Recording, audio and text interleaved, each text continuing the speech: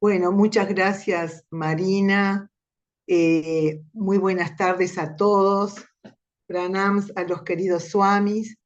Y si estará todo tan interconectado o desde otro plano viene la inspiración que yo me había anotado entre las preguntas de los desafíos desde el punto de vista espiritual, el gran desafío del crecimiento espiritual que ya lo dijo María.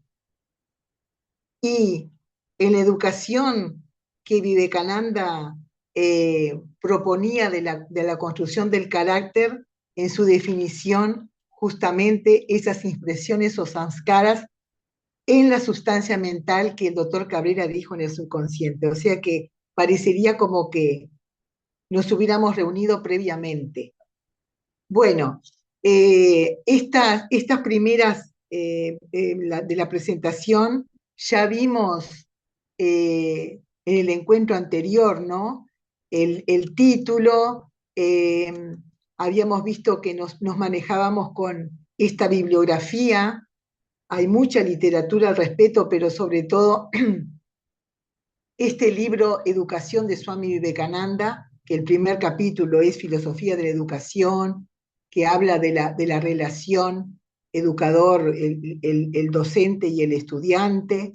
Bueno, vimos, la citamos a esta definición que da Swami Vivekananda, que la educación es la manifestación de la perfección ya existente en el ser humano, y la presentamos justamente como una introducción del tema porque el análisis de la propia definición nos va a llevar un poco más de tiempo. Y cómo esa definición muestra que no es solo información, en realidad estamos en un mundo atiborrado de información, eh, sino que ya Vivekananda captaba eso porque insistía en el proceso de asimilación de ideas que forman el carácter. De ahí salió lo que recién mencionaba de los samskaras, y que fortalece la mente, que es el gran tema que atraviesa todo, ¿no? La mente. Bueno, la perfección interna, en realidad muchos pedagogos cuando van a definir qué se entiende por educación, aparece reiteradamente la palabra perfección. Y Vivekananda decía esto, que todo conocimiento y potencial ya están dentro del individuo. Entonces, eso es muy importante por lo que dijo María, ¿no? De esa divinidad, ver a Dios en cada uno y en todos. La educación simplemente elimina los obstáculos para que se manifieste. Bueno, hablamos de concentración y de educación integral, todo esto, y hoy agregamos en esta presentación el gran tema central, ¿no es cierto? Esta palabra para analizar, que se puede decir que es un tema muy relevante y significativo porque toca todas las dimensiones de la vida humana, empezando por la mente, como ya se estuvo diciendo, el carácter, que ahora vamos a dar una definición de Vivekananda sobre el carácter y van a aparecer los samskaras, la convivencia que también habló María, ¿no? O sea, las relaciones humanas, y el propio futuro de la humanidad, el futuro de la sociedad. Recordemos que la principal discípula occidental de Swami Vivekananda fue Sister Nivedita. Y ambos veían a la educación como una fuerza transformadora, integral, tanto de mente, corazón y espíritu. O sea, no es integral si decíamos en el encuentro anterior, que se sigue escuchando que se define al ser humano como un ser biopsicosocial. Está faltando la dimensión espiritual, que es la más importante. Entonces, está bueno recordar la etimología de la palabra educación, ¿no? Que proviene del latín educatio, pero deriva de dos verbos. Y esto es muy relevante porque un verbo es educare y el otro educere. Educare refiere a criar, nutrir, alimentar, formar. Y educere significa sacar, extraer, hacia afuera, formar, ¿no? Conducir, guiar. Entonces, sacar hacia afuera algo que ya está dentro. En realidad, en un proceso dialéctico, los dos son importantes, el enfoque del educare y el educere. Pero vamos a detenernos más en el educere en relación con la definición de Vivekananda, ¿no? Porque si es la manifestación, o sea, exteriorizar, expresar hacia afuera, la perfección que ya existe, que es inherente, que es íncita en el ser humano, entonces eso hace cambiar y redefinir los roles, tanto del educador como del estudiante, como del saber. Eh, cuando decimos qué sacar afuera, ¿no es cierto? Están las capacidades, la inteligencia, que es otro punto que después vamos a abordar, la bondad, la fuerza interior y la sabiduría de la persona. Todo eso que forma parte de su naturaleza, que son sus tendencias naturales, las impresiones que ya están en su mente. Entonces, Vivekananda nos dice que educar no es solo llenar mente con información, sino ayudar a que la verdad interior se exprese, despertar la fuerza interior, la pureza, la divinidad inherente. Esto me parece muy relevante porque sabemos que Vivekananda, que se dijo, ¿no? Que él había dicho, soy una voz sin forma, es la voz de los Upanishads, de esa espiritualidad milenaria. Y es relevante también recordar cuando vino a América, ¿no? Ese punto a nivel de lo que pasó en el mundo, un antes y un después.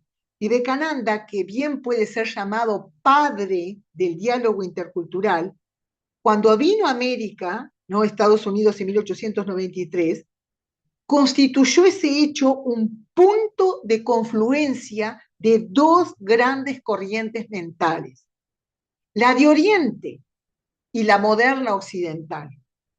Esta moderna corriente occidental constituía la vasta audiencia con una gran energía joven, autosuficiente, inquisitiva, donde la educación estaba instalada, eran investigadores, y que se sorprendió tanto comparándolo con su país y por eso quiso tanto la educación de la mujer. Entonces, ese auditorio estaba alerta y Vivekananda tuvo que enfrentar. Detrás de él yacía un mundo que provenía de la milenaria herencia espiritual de India que comenzaba en los Vedas y en los Upanishads y que él logró traer al lenguaje moderno.